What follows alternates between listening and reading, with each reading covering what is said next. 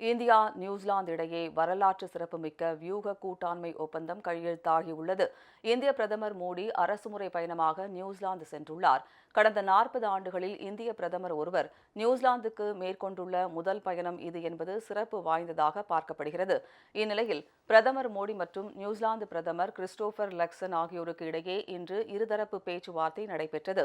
இதனைத் தொடர்ந்து இரு நாடுகளுக்கும் இடையேயான உறவு வியூக கூட்டாண்மை என்ற அடுத்த கட்டத்திற்கு உயர்த்தப்பட்டுள்ளது.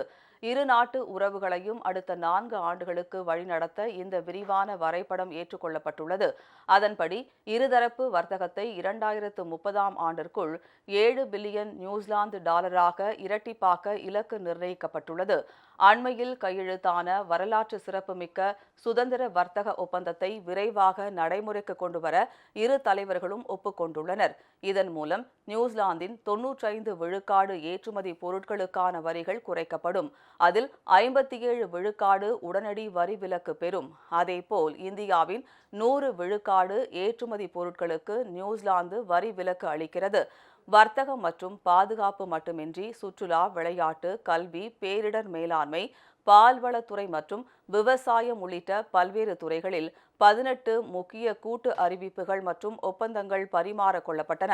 இதுகுறித்து பேசிய பிரதமர் மோடி, இந்தியா மற்றும் நியூசிலாந்து ஆகிய இரு நாடுகளும் ஜனநாயக விழுமியங்களை கொண்ட கடல்சார் நாடுகள் என்றார்.